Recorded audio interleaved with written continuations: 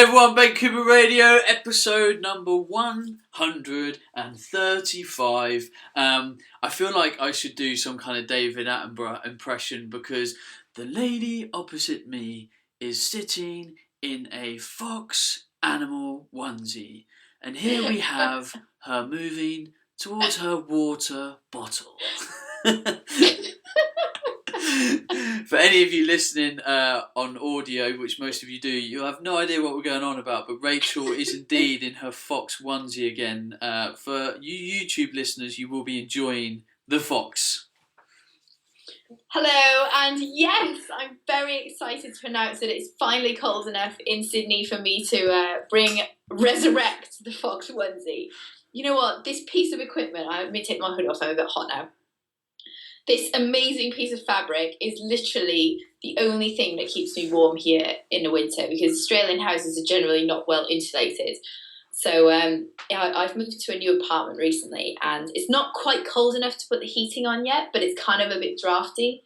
So I got the radiator out the garage the other day and I just had one of those days today. You know, sometimes when you get cold first thing in the morning, I was training my guys on the beach this morning and I kind of got cold to the bone and I haven't really warmed up since. So I was like, fox onesie's coming out and it's fixed everything. I'm now toasty warm and I look like a dick. I never wear my onesie because I get too hot. I know. Well, I have got a t-shirt underneath this time. For those of you, obviously Ben and I were just talking before the show, I remember recording a podcast last year in my fox onesie and I didn't have anything. I had a sports bra underneath and I was really hot like midway through the podcast and I was like not sure if I should just like kind of take the top layer of the onesie off, but I left it on and I sweated, so I'm not making that mistake again. I have got a t-shirt on underneath this time. Yeah, do that too often, that onesie's going to stink quick. Well, I do wash it. Yeah, but I don't. That's the thing. When you're a guy, you don't think of those stuff. You have to have a girlfriend that does like she does the sniff test for you almost. She's like, no, you can't wear that. Well, it's like a dressing gown. Like you should wash a dressing gown at least every 2 weeks. Onesie needs to be washed at least every week if you're going to wear it every day. Yeah, I'm such a Neanderthal. Like I'll get, because I work largely from home. If I'm not travelling anywhere, I'll get up on Monday. I'll put on a set of clothes. And I'll pretty much wear them for the week. I just don't care. My hoodies and my tracksuit pants, I sometimes do that too. Yeah. It's like, whatever. That's what you do when you work from home. Anyway, I suppose I should probably tell people Body Power is impending when this goes live. I think it will be in about 2.5 weeks' time. I will be there on the Friday and the Saturday for anyone that wants to come and say hello. I will be working the room and saying hello to people, but I'll also be situated at the Jordan fitness stand for some of the time, and I will post on social media when I'm going to be around there. So if you want to come and say hello, you may do then. Cool. That's all I've really got to say, Your Honour, to be honest. No, not me really. I've kind of working really hard at the moment. So I've got 4 weeks now till I leave to go to Marbella. So I'll be in Marbella for 4 weeks, the month of June. And I'm going to pop into your camp over there, which is going to be very exciting. And train some of your ladies in the June camp, which will be cool. Yes. I suppose I should update. If you do want to come to Marbella on the Body Type Nutrition Retreat, the June camp is now female only. So that means we're going to be focusing on female training, female fat loss, the psychology behind dieting, and Rachel will be coming to say hello, do some training sessions and stuff. So ladies, get on board. It's going to be a heap of fun. It will be good fun. For those of you who haven't been to Marbella, it's an absolute must. It's a little bit like my second home. I kind of grew up there in the summers of many years ago, and it's a really good fun place to be. Before we get into the rest of the podcast, I've had a lot of comments on Twitter about our last podcast about me singing Bodger than Badger, and I'll be honest, the people loved it. So if we can get a song into the rest of this podcast, I think winner. You really want to sing again on the podcast? No, not force it, but if it just happens to happen organically, okay. Yeah, then just let it, just roll with it. The people embraced it. But what a classic, Bodger and Badger. Bodger and Badger. That was such a good little. Oh, we talked about Biker Grove last week, didn't we? Too. We did, yeah, we did. Oh yes, now I remember. It's all coming back. Okay, all right. Well, I'll have to think of a theme song then for this podcast. Oh, hang on, holy cheese balls! Before me and Rachel went on air, the 19th of June. Rachel will be coming over to London. Yeah, this is exclusive news. Go on, you announce it, Rachel. Quiet, then. You announce it. No, you announced it. You were going to, and I interrupted you. Go. 19th of June, me and Rachel will be in London doing a day's seminar. It will almost be like a podcast reunion. We'll be doing a day focused on like female fat loss, training, psychology. So we'll yet to release the details. We'll release it next week or something on social media. We'll create a Facebook event page, all that kind of stuff. So you can come and meet me and Rachel and learn for a day. It will be really good fun. I'm really looking forward to it. It's the UK to me, I think, is always going to be home. So it's always nice to come home. And really looking forward to it. We're very excited. Right. Let's do the aim of the podcast. You and I both got our tongues tied today. I just did that for comedy effect. I've just got so much in the tank. My second career will be a comedian. You're looking at the new Michael McIntyre.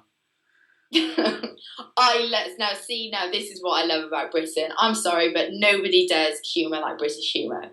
Definitely. Tell you what, our good friend of the show, Phil Denning, posted this video yesterday. Actually, I've reposted it on my page, and it was about this guy calling a pest control. Did you watch this? You probably haven't seen it, but this guy calls pest control, and his mate's filming him, and he pretends to be this really posh wanker, and he talks about all of these pigeons everywhere, and he wants these pigeons killed.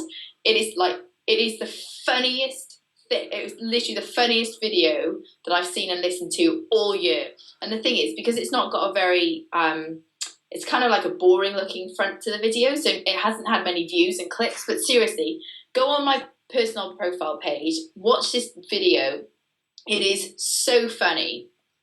You've just got to watch it. Just probably. Okay, you kind of killed the audience there because you've just told me to go and watch a video that you don't know the title to. So the audience have just had to listen to you ramble about something they have no connection with. I've got brain fog at the moment.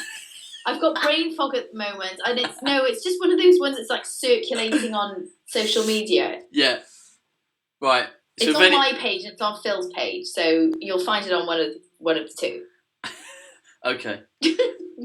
It's about pigeons anyway. It's very funny. Yeah, all right, people. YouTube pigeons, you'll find it. Maybe I'll rip it off Facebook and I'll put it on my YouTube, and then I can share it from there. Okay. Okay, we'll do that. All right. Podcast time. Come on, question time. Let's roll with the punches. Okay, your turn. Oh yeah, it's me. So someone wrote in, and it kind of sounded like the question was worded more towards Rachel. So I'm taking a back seat. Hi Rachel. I listen to the podcast you do with Ben Coomber, and I love your frank, down-to-earth attitude to nutrition and training. The fact that you both have a wicked sense of humour is the icing on the cake. See? Everyone thinks we're funny.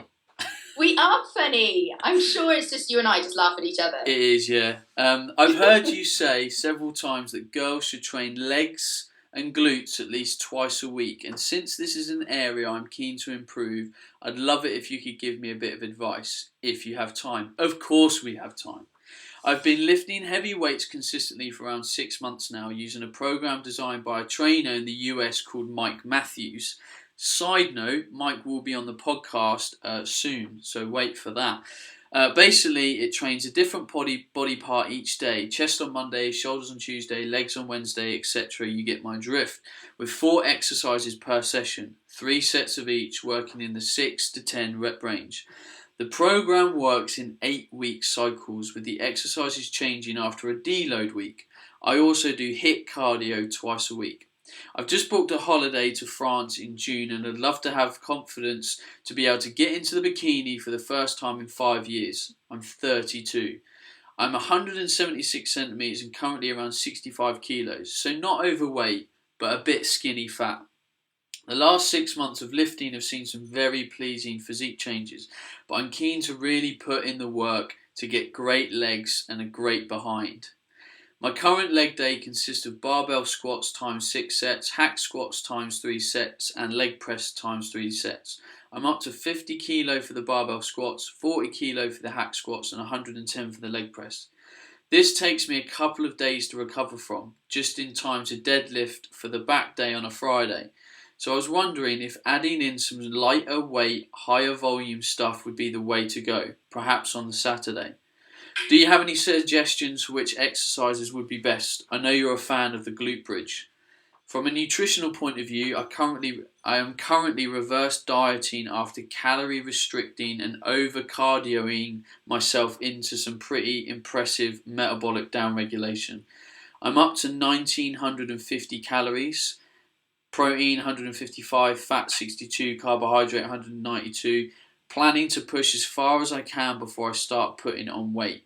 Then I plan to maintain for a bit before doing a fat loss phase. Sorry for the essay, but you're always saying on the podcast that you need the whole picture. Thanks for your time, and I look forward to any suggestions you might have for helping me construct a bikini-worthy body. Keep up the great work. Thanks, Emily.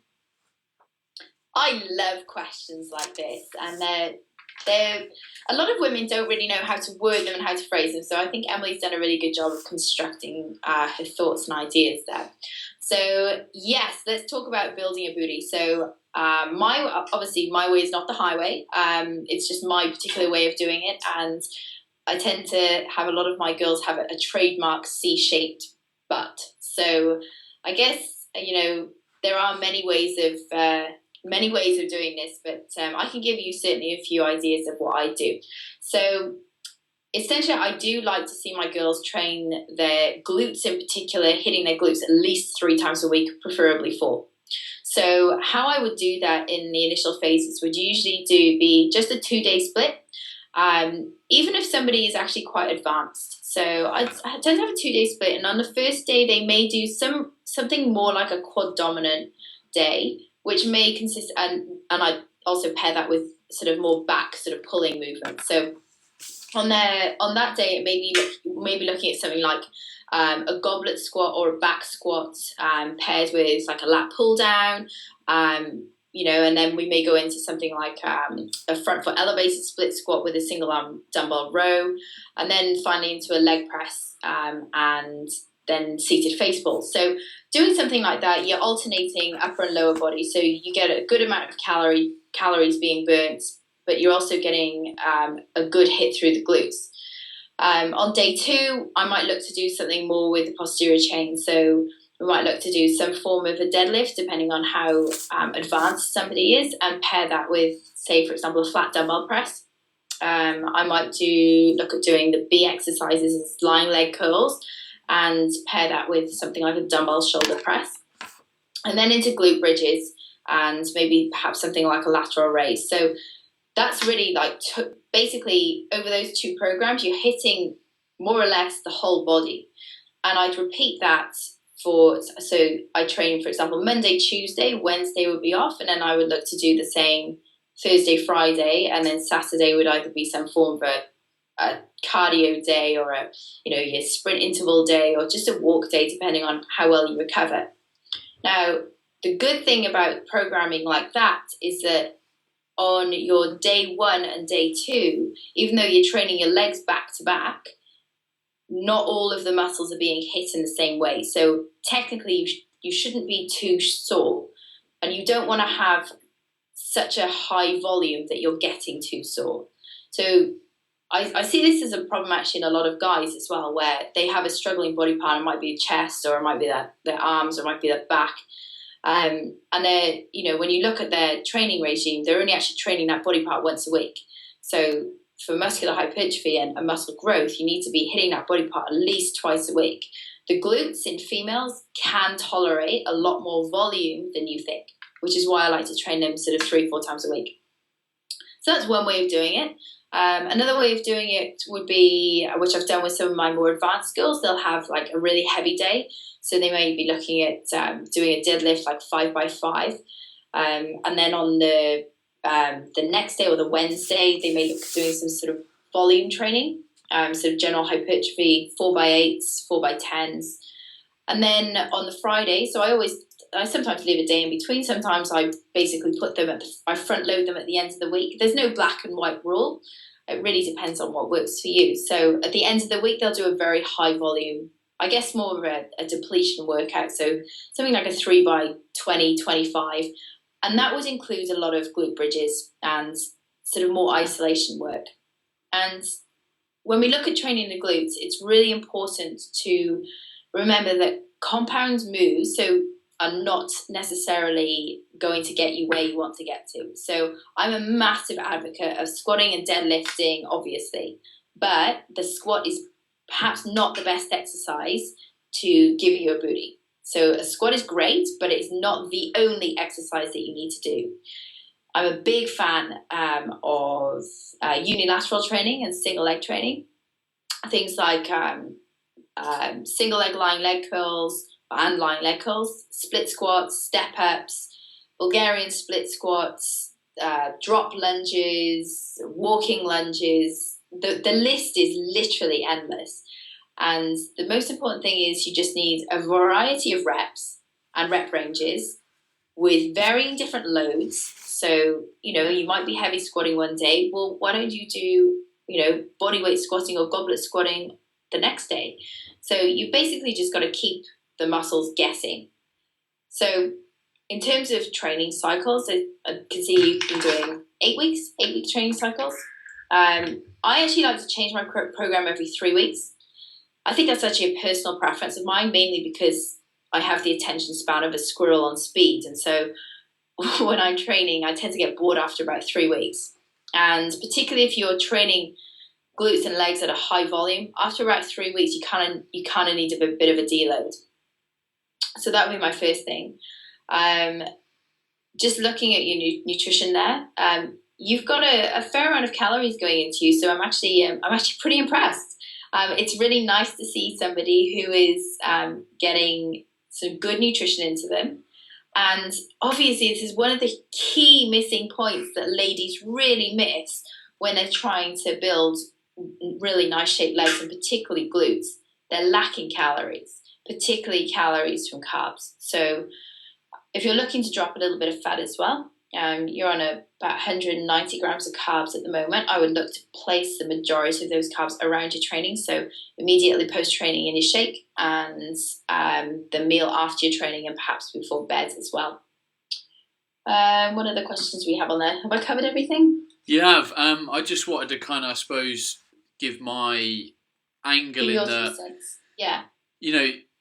What we need from Emily now is more specificity. So, when people write into the podcast, they quite often answer their own question in the question that they ask us.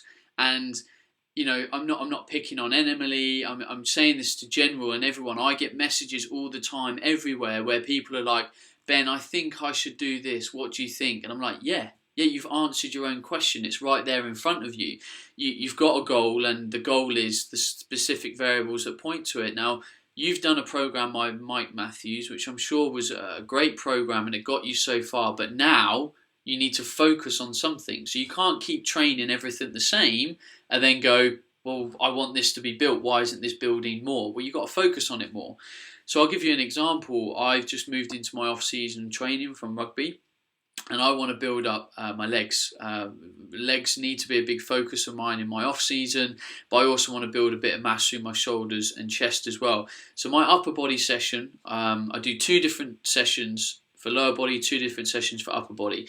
Upper body focuses on chest and shoulders with a little bit of rowing, and that's about it. And then my lower body is 1 more quad dominant and then 1 more posterior chain dominant. So I'll do on, off, off, and I'll keep repeating those cycles. So I'll train 4 days out of 6, and then I'll keep overlapping them. And because I train in my garage, it's very easy to kind of fit it around my routine. Now I've done that for 3 weeks. I'm now going to take a long weekend off, and then I'm going to start doing 3 quad dominant sessions a week in my training, and throw one of those sessions a bit more posterior dominant.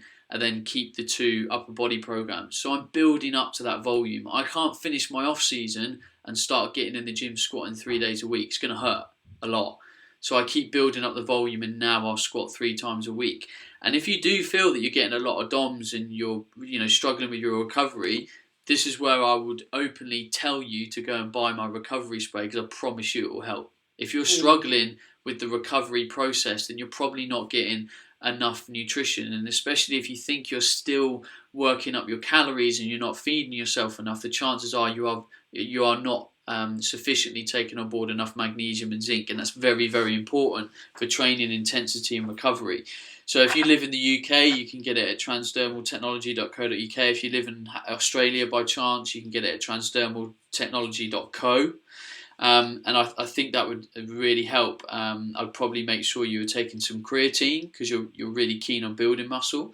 And then, if you can keep building up the calories, which you are trying to, then do. Nothing further to add, Your Honour. Cool. Awesome. So, next question. This is from Gavin King. Hi, Ben. I thought this might sound like an irrelevant question in terms of training performance and feeling good ourselves, but I thought it might be relevant to a guest that you might have on a podcast eventually if you ever decide to interview an animal nutritionist or something. My question is around the most optimal nutrition for pets, and more specifically dogs. Now, with you having a dog yourself, I thought it might have been something you have looked into. We have 2 dogs ourselves, with one, an American Bulldog, really struggling with tumours and calluses growing on her skin and on the insides of her spine. Now, I'm not expecting you to tell me one thing that will cure her, but it's more for future reference. What, in your eyes, is the best food for dogs? I see some feeding pure protein, i.e. ox heart. Again, it might not become relevant to you until you have a nutritionist that delves into the pet world, so I understand if it's a little bit odd. Thanks again to Rachel for pointing out coconut butter. It's turned into my new favourite snack. Thanks, Gavin King. Coconut butter is great. It is. The reason why I put this in here is I think there's a great analogy that could be drawn from this. So Gavin's right. About a year and a half ago, I'm not sure, I got a dog, and she's a legend. Her name's Ruby. And you might have seen her on a few photos and videos that I post on Instagram, because she likes to photo bomb. She's one of them. She's good at a party. Anyway, when we first got her, we started her on a dog food, and the dog food, I would say, is like mid-range. It was kind of in the middle. It was good. It was gluten-free, because we noticed that gluten made her fart a lot. So if I'm feeding my dog gluten and it's making her fart a lot, there's a reaction there. It's causing something to be dysregulated. There's an inflammatory process. So just the same as if I was working with a client, if a food's upsetting someone, as it was my dog, I remove her from that food. I take it out of her diet. So we took her off gluten. If you think about it, dogs were never really designed to eat gluten. It wouldn't have been in their natural diet. They're not really a fan of jumping up and grabbing some wheat off the fields and nibbling on that. They're kind of largely carnivores and eat a bit of grass and roughage and stuff.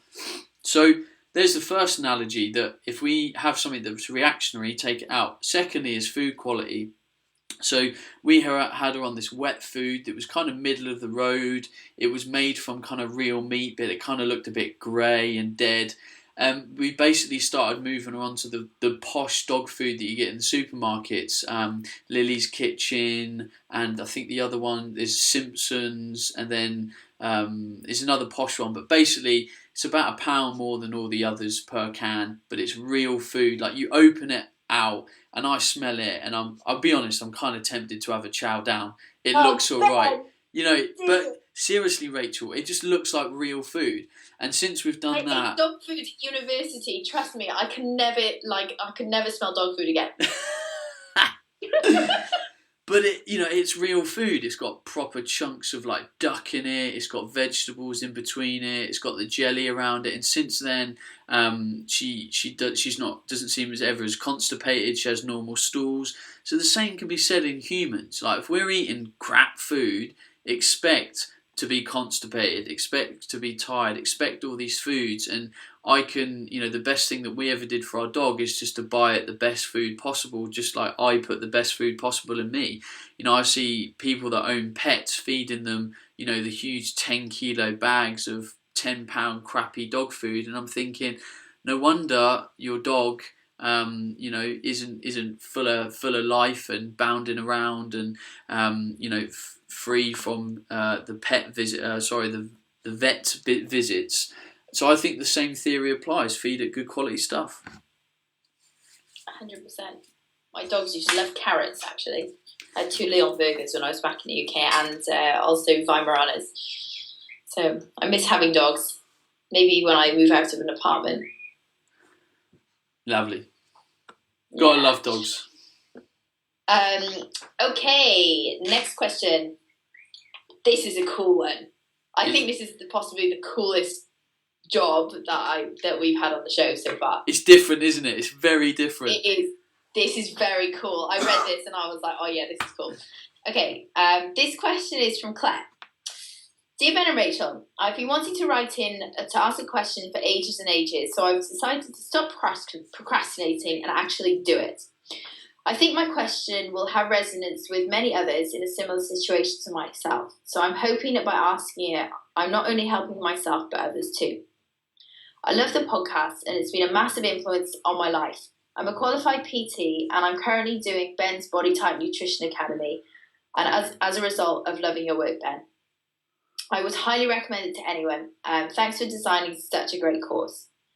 My main job is working as an archaeologist and I'm usually based in Egypt. This is a very cool job. As I'm writing this, I'm sat in my room within 500 metres of the pyramids.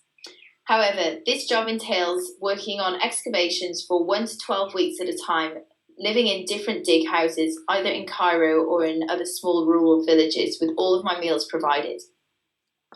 Whilst I can obviously control the intake of my food, whilst I cannot control the overall food quantity intake, I have little control over what food I'm provided.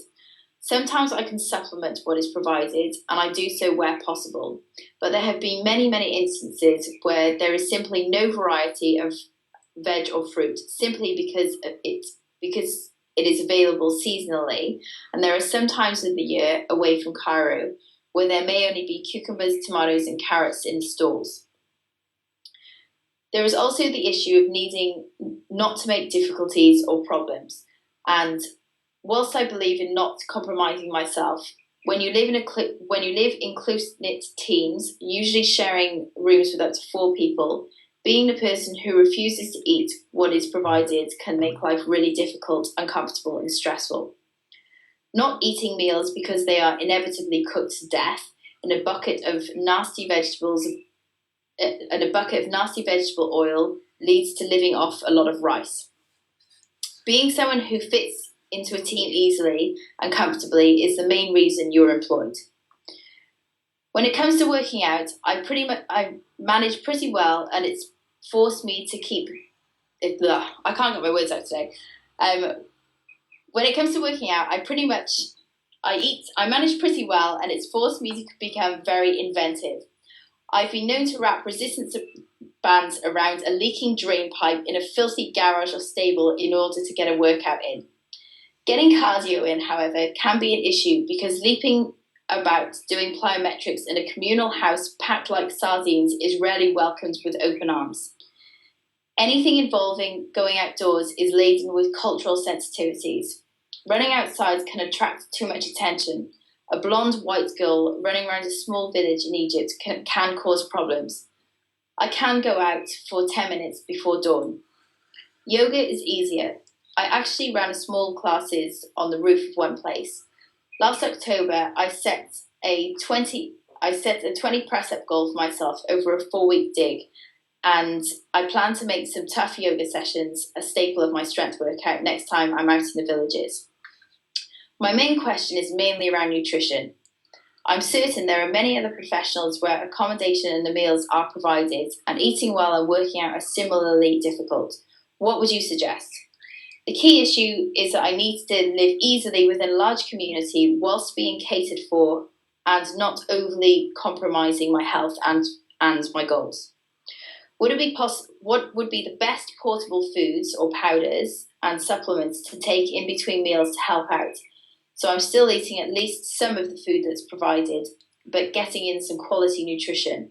Right now, I use whey, greens, plus a multi, omegas, and a joint formula.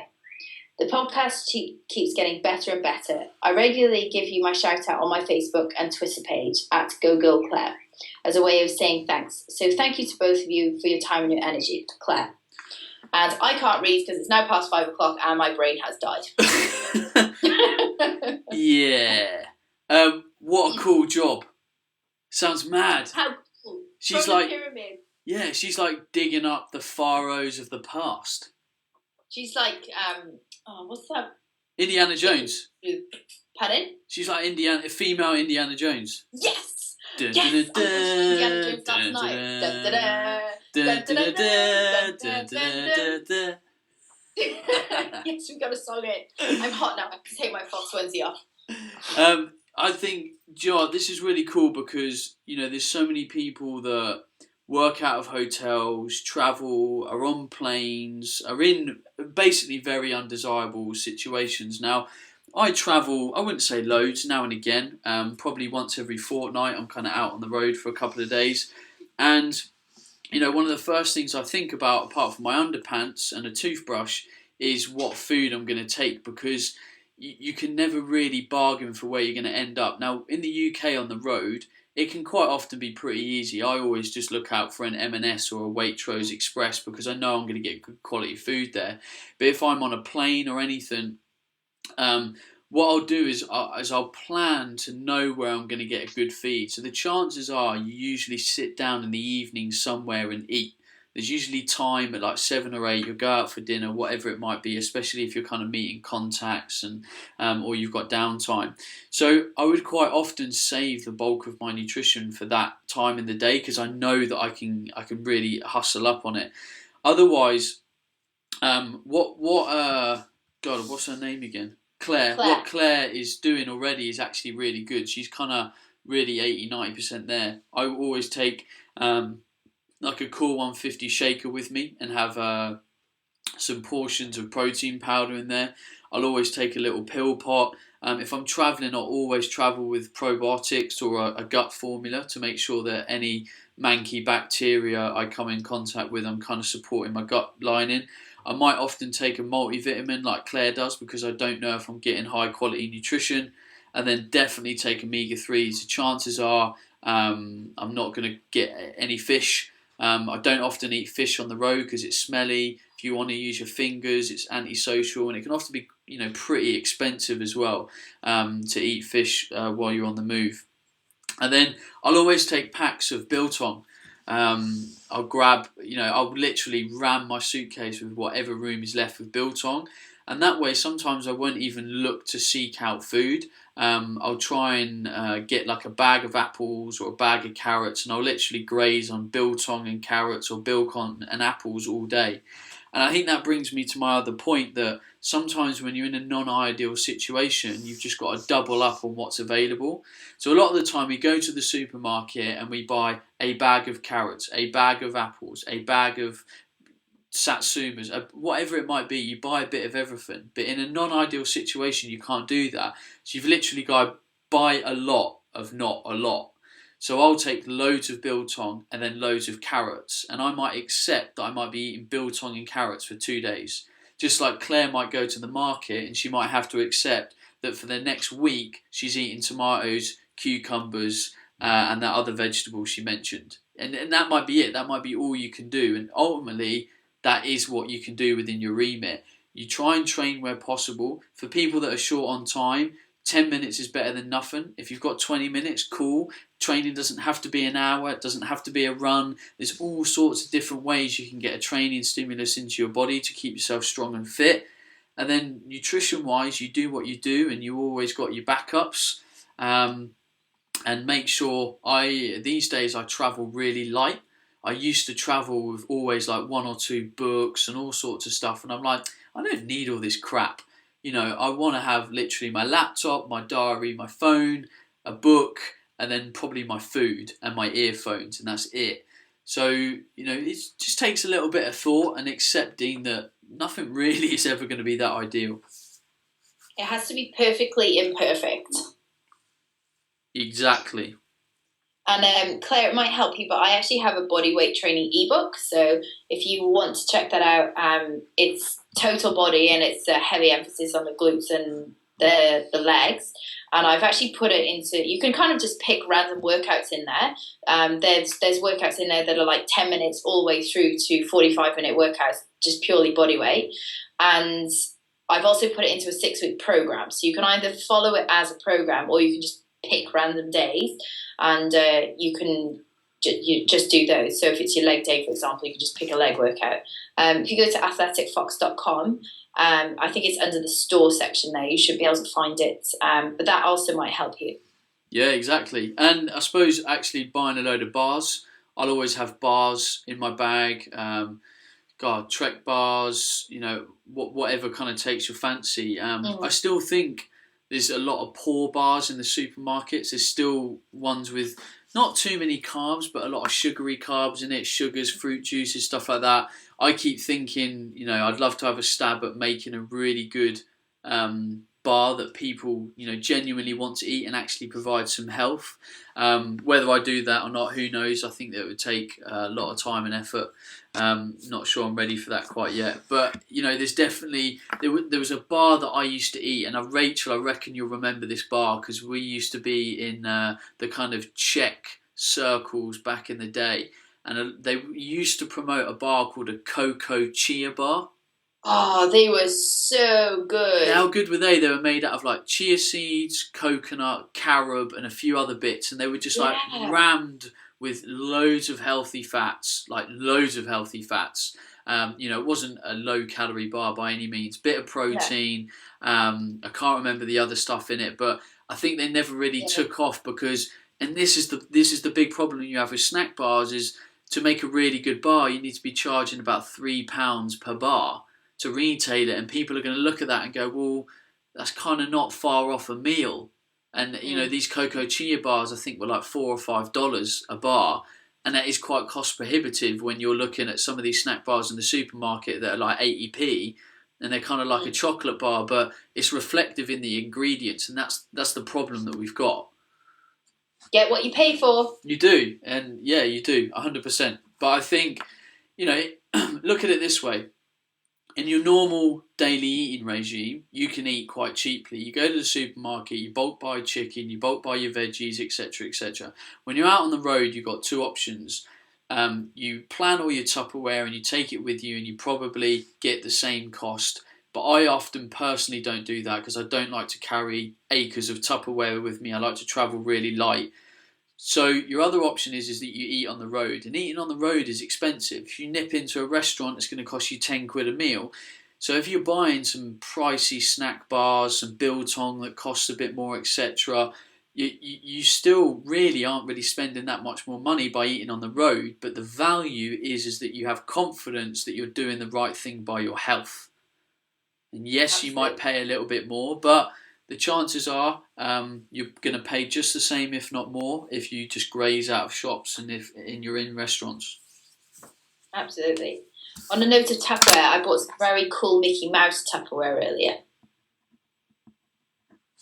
Don't look at me like I've just like. Well, I was trying to think. If, I was like, does anyone even like Mickey Mouse? He's not really a cool cartoon, is he? I'll show it to you. It's very cool. Like you can't show it to me. We're on an audio-based podcast. I do, but for those on YouTube, you can see my Mickey Mouse Tupperware. They are very cute, and they're pink. Well, they're kind of an off pink red, but they're perfect size for my meals as well. So I bought 4 of them. It's like 4 meals a day. So if I'm at the house now, I can eat out of Mickey Mouse, and I know my other half isn't going to steal my Tupperware. Because he takes it to work and then it doesn't come home, so he won't steal my Mickey Mouse ones. Right, I think we're done.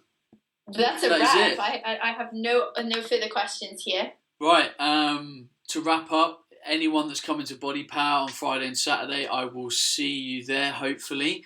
if you want to come and train and see me and Rachel and get some sun and have some fun and spend some quality time learning some really cool stuff, then check out the Body Type Nutrition Retreats, which you can find on bodytypenutrition.co.uk. If you scroll down the homepage, you'll see a banner that shows all the details of us being in Marbella. Click there. And me and Rachel will be in London on the 19th of June. That is a Friday, so you will have to take the day off work, but I bet you it'll be goddamn worth it. It will be worth it, and it'll be really good fun. I can't wait. If you enjoyed this podcast, please share it with a friend or family member. Help us spread the word. If you've not yet left me a review on iTunes, please jump on over. It would mean the world to me. Please give something back. We do a lot of free, cool stuff here on the podcast, and I'd really appreciate that. You helping us support and grow the show. Otherwise, I will be with a guest next week. It should be, all being well, the Steroids special podcast where I interview someone all about steroids, what they are, what they mean, and why you might take them and why you probably shouldn't. But until next time, I'll be speaking with Rachel in a couple of weeks. Ciao from me. And ciao from me. Hey everyone, Ben Coomber Radio, episode 134. So, 3 episodes ago, I had 2 guests on my show, Gary Turner, Will Barton, and we did a lot of discussion on kind of depression, body image, the kind of, especially relating that to the fitness industry.